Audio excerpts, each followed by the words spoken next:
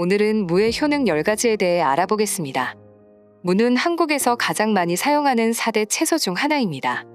김치의 김장 재료에도 사용이 되며 국물을 만드는 육수로 무는 정말 많이 사용되고 있습니다. 무는 품종뿐 아니라 부위에 따라서도 각기 다른 맛과 쓰임새를 가졌는데요.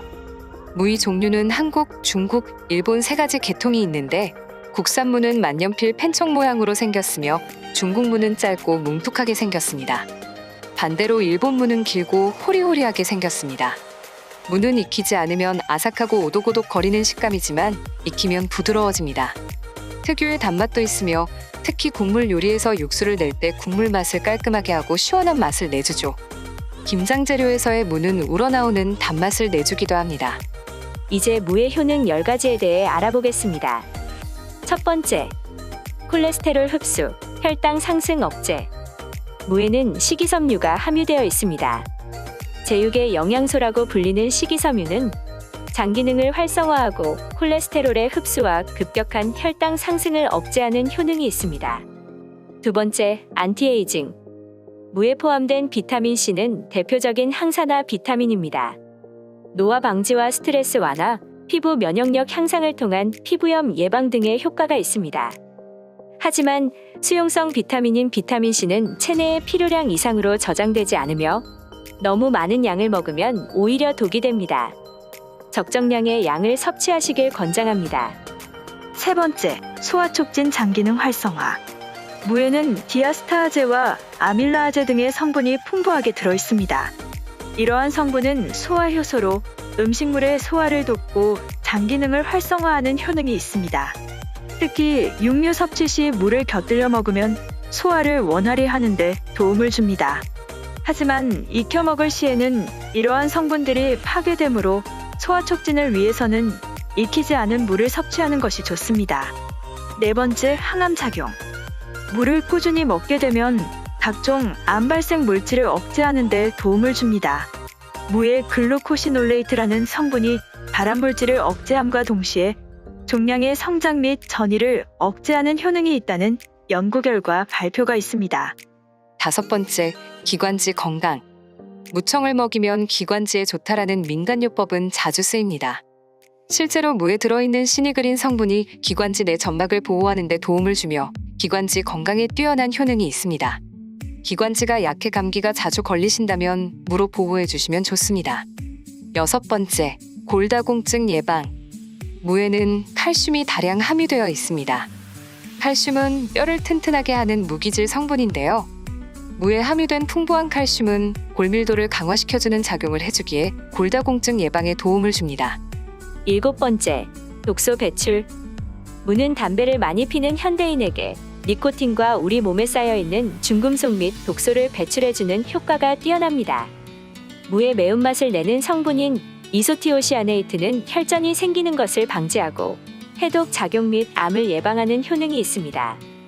또한 숙취 해소에 도움을 줍니다. 무에 함유된 베타인 성분이 알코올을 분해하는 데 도움을 주기 때문입니다. 이로 인해 간의 피로를 줄여주며 간 건강에도 도움을 줍니다. 여덟 번째, 변비 예방. 예전 사람들은 식이섬유가 들어있는 음식을 많이 먹어서 변비가 없었습니다. 요즘 현대인에게 다량의 수분과 식이섬유는 변비 해결에 필수템이 되었습니다. 무는 변비 예방뿐만 아니라 변비 개선에도 효과적인 도움을 줍니다. 아홉 번째, 면역력 강화. 무에 함유된 비타민과 다양한 무기질 성분이 신진대사를 촉진합니다. 신진대사가 촉진되면 몸의 전체적인 혈액순환에 도움을 주어 면역력을 강화하는 데 도움이 됩니다. 특히 면역력이 약해지는 환절기와 추운 겨울철에 무를 드시면 도움이 됩니다. 열 번째, 무청의 영양. 무의 줄기와 잎부분인 무청에는 비타민들이 다양하고 풍부하게 들어있습니다. 또한 철분과 엽산, 칼슘 등의 영양은 무보다 무청에 더 많이 들어있습니다. 특히 무청은 기름에 볶으면 베타카로틴과 비타민이 식이섬유의 흡수율이 높아져 섭취하기 효율적입니다.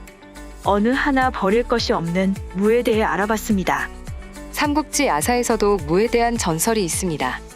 충현당토패라는 곳에서 내려오는 이야기에 따르면 조조가 유비를 치고자 이곳을 지날 때 병사들이 피로와 풍토병으로 고생하고 있었는데 이때 당시 성의 노인이 물을 갖다 바치며 삶은 무로 병을 고칠 방법을 알려줬고 이후 병사들의 상태가 호전되자 감사를 표하고자 당노인을 찾아온 조조에게 노인은 다양한 무요리를 대접해 이에 큰 인상을 받은 조조가 당토패의 무를 무의 왕으로 봉하여 이후 충 무요리 축제가 전승되었다고 한다.